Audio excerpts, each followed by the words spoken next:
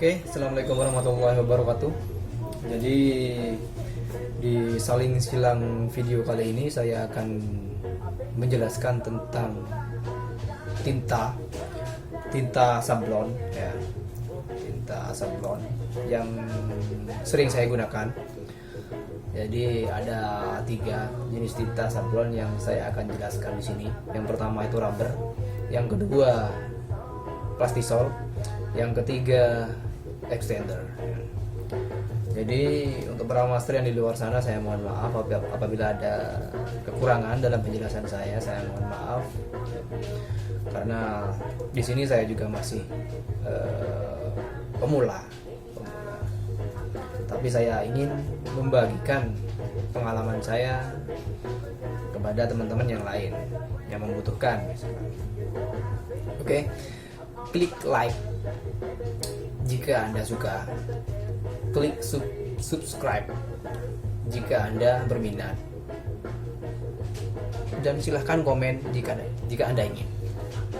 Oke, kita masuk ke tinta yang pertama, yang jenis pertama, itu tinta rubber. Jadi tinta rubber ini adalah tinta yang paling sering digunakan. Di kalangan penyablon ini paling sering digunakan, apalagi kayak saya sering sekali menggunakan tinta jenis rubber ini. Yang pertama, yang kedua itu harganya memang terjangkau untuk menengah lah, enak. Nah, apalagi untuk belajar itu enak banget ya. Terus tinta rubber ini biasa disebut juga water based, jadi tinta yang berbasis air. Jadi prosesnya mudah ya, ketika sudah selesai nyablon itu cukup diangin-anginkan saja, dia sudah kering dengan sendirinya. Apalagi pakai dryer itu tambah cepat keringnya, nanti tambah sip ya.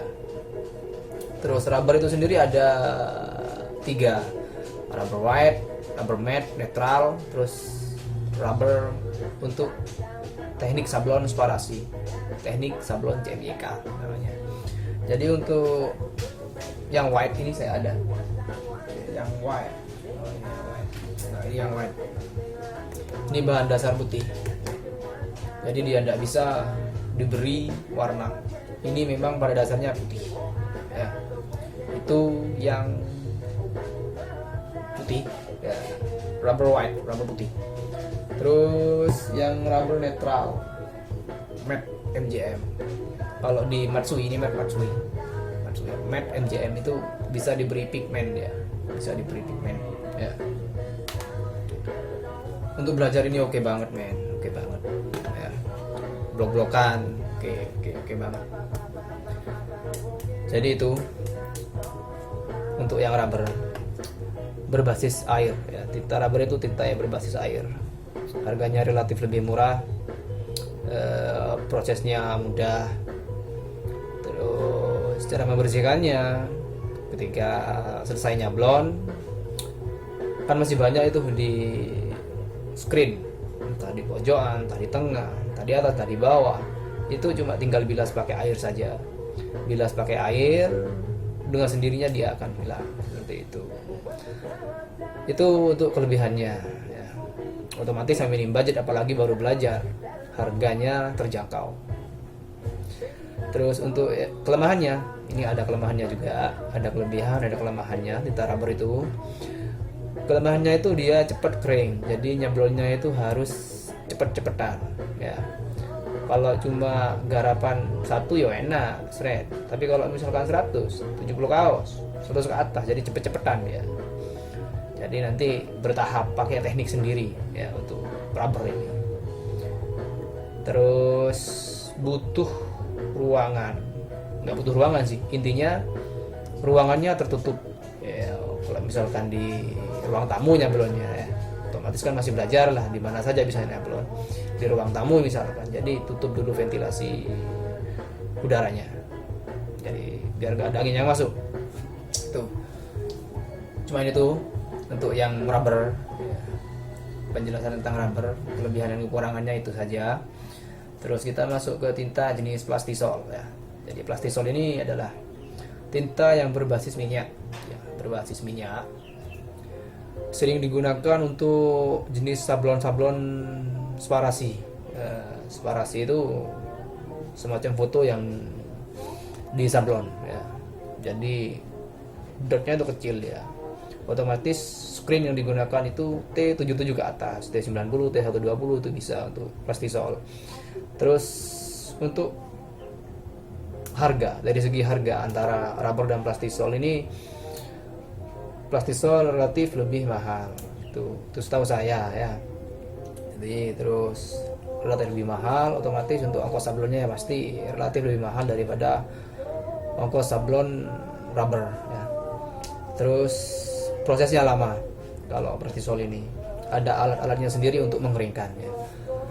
Jadi tinta jenis ini tidak bisa cuma diangin-anginkan saja, ya. Jadi ada alatnya dia. Pakai hot gun, kalau nggak pakai hot gun pakai curing, ya. Curing itu sendiri ada curing listrik, ada curing gas. Sementara dulu saya pakai jenis curing gas, lebih murah, tenaganya pakai gas, nggak pakai listrik, lebih hemat lah, kan masih belajar, ya. Terus itu untuk kelebihannya. Untuk kekurangannya, tinta ini mahal di atas rubber, terus butuh alat untuk mengeringkannya, terus cara membersihkannya itu dia nggak pakai air, nggak bisa, dia itu harus pakai, kalau dulu saya pakai solar cara membersihkannya. Dari ketika selesai nyablon itu harus pakai solar, dibersihkannya pakai solar, jadi bersih dia itu. Jadi rubber sudah, plastisol sudah, kita masuk ke tinta jenis extender. Nah, tinta jenis extender ini murah, pasti murah, buat latihan enak banget, menyerap pada kain. Ketika selesai nyablon, cara membersihkannya ya dibersihkan pakai air biasa seperti rubber, diangin-anginkan, udah kering sendiri dia. Cuman kelemahannya, tinta extender ini harus di bahan dasar yang terang seperti warna putih. Jadi kalau bahan dasar putih bisa pakai pigmen warna merah, bisa pakai pigmen warna hijau, jadi keluar dia warnanya otomatis, ya. Jadi kalau misalkan pakai tinta extender terus bahan dasarnya hitam kayak ini, dia gak mungkin keluar warnanya sudah gitu.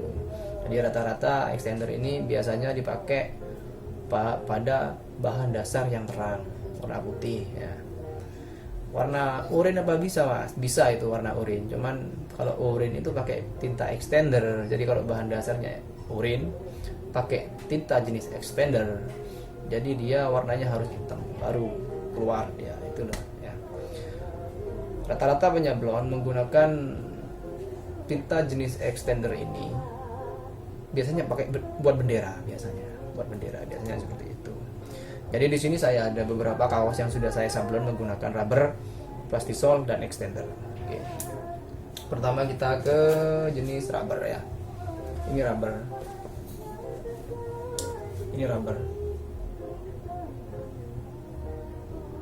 Jadi ini saya pakai rubber, pakai merek ini sudah, ya, Matsui. Tuh rubber. Ini pakai screen T77 yang ini, yang gambar ini, ya. Oke, itu untuk yang rubber, tuh rubber. Ya, itu rubber. Nih rubber. Nah, terus yang jenis plastisol. Jadi ini plastisol. Dia lembut banget plastisol itu. Tuh, lembut banget. Ini plastisol. Lembut. Beda dengan rubber, itu beda, ya. Kalau yang sudah tahu itu pasti bisa membedakan antara ini pakai rubber, ini pakai plastisol, itu kelihatan banget, ya, kelihatan banget. Dan lagi untuk tinta jenis ini nggak kuat dipanas. Kalau disetrika jangan langsung disetrika, takutnya ngikut ya. Kalau yang plastisol. Oke, itu yang plastisol. Rubber sudah, plastisol sudah. Jadi tinggal yang extender. Jadi ini extender. Kaos yang saya sablon menggunakan tinta extender. Ini adalah tinta extender. Ya, ini menyerap pada kain. Menyerap pada kain. Menyerap pada kain ya. Kalau ini kuat, mau disetrika, mau dikucek-kucek juga enak, nggak mungkin lepas. Sepengalaman saya ya, tinta jenis extender ini adalah tinta yang kuat gitu. Ini tintanya extender itu ya, extender ya. Oke,